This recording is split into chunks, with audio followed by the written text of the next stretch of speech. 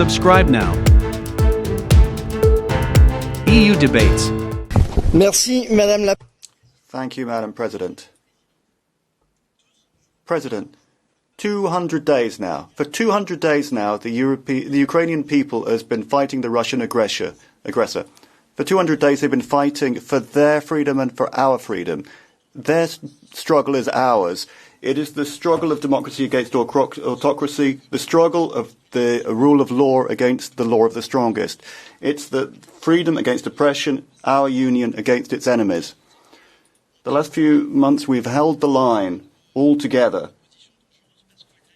But now the populists are coming up with very dangerous proposals. War isn't just sanctions, but this war is having consequences on the daily lives of our citizens, the quantity of energy, the quantity of food available, maybe in future the jobs available in Europe. We need to respond rapidly and well. Europe can be effective, and your speech, Madam von der Leyen, it proves this. Your proposals are good, and I'd like to thank you for the democratic exercise that you have just embarked upon. All of these projects are ones that we support, and particularly on the main front we face, which is the energy front. We're in favour of a European energy shield to reduce bills, and I think there are even two forms of European solidarity. European solidarity with Europe's citizens and SMEs, using the windfall profits from the energy companies and setting a cap on gas imports. The second form of solidarity is solidarity between the member states and our neighbours. We need to make joint purchases of energy. We need to invest surpluses into investing in renewables and renovation of buildings. That is an objective for our group. We want to make our continent the first one to abandon fossil fuels. But out on the extremes, there are these very glib solutions. They say get rid of the sanctions, as if the sanctions were the cause of Europe's problems. Even if Russia's GDP has fallen by 6%, the Russian army is trying to get resupplies by Iran and North Korea.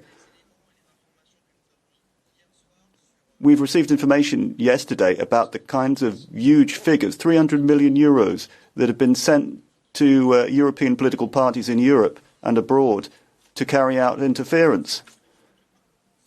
The European Parliament should deal with this. The institutions should deal with this. There are proposals against foreign intervention in Europe. Our group supports those proposals. We need to work harder on this because it's a democratic challenge primarily. The other main issue is sovereignty. Sovereignty means that we should reduce all of our dependencies. Well, in the food sector, I could just mention that. We can't risk a breakdown in food supplies. We need to work upstream on raw materials, health, digital sector, infrastructure, defence. My group is in favour of a new action plan to identify our vulnerabilities and to try and reinforce our value chains within Europe. As a union, every single question we need to be asking ourselves this question, and our parliamentarians in particular, will the decision we're taking make us more sovereign or more dependent? We propose a sovereignty test to test the conformity of the whole European acquis, of any new European legislation that we have put together between the Parliament and Commission. We need to check our budgetary lines, our investments for the future, in line with the sovereignty test. Now, all of our public policies have to be aligned with the strategic autonomy objective. That's the only way to ensure that the EU is not just an economic power, but a geopolitical power. And that's something that you stressed before this plenary at the beginning of your term in office. We need to guarantee equality and quality of life for our citizens, economic growth, the green transition, and our place in the world. All of these proposals raise a fundamental question for our institutional and budgetary framework. The Union has shown that it can show agility and flexibility over the last few months. But the question is not just the question of the convention that you're putting forward. First of all, when we'll be able to, how long we'll be able to continue deciding things by unanimity and at what price? And then if we are to invest together, we need to know what priorities we're picking out. That's what we need to know before we launch a convention. That is what we need to know before we go before the Council. We have been among the first to call for a conference on the future of Europe, calling for a review of our budget.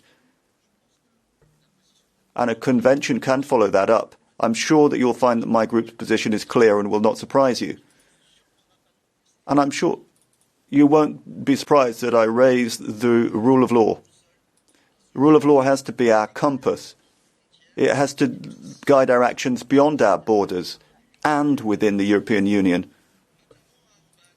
I'm thinking particularly of Mr. Orban. Now, for 10 years, we've been looking the other way. This indifference has led to corruption and discrimination spreading wildly in the country. The media are under state control and spread Russian propaganda. There are problems elsewhere too, in Poland in particular, which is a very different case. But all of this kind of backsliding has to be combated. Other countries are moving into unknown democratic terrain, such as Italy. We need to hold firm, Madam President. We are counting upon you. We are counting upon all of the College of Commissioners. Multiple crises are springing out that the approach that you took in 2019 is the right one. The transition, democracy, Renew is proud of what we've already been able to achieve. We've got through these crises, and we will give you our support for concluding the projects that you've put forward to us. We shall not hesitate, we shall not delay, and we shall not forget how important it is for us to work together in this new international situation. I think we are up to the challenge, Madam President. Merci beaucoup, Stéphane.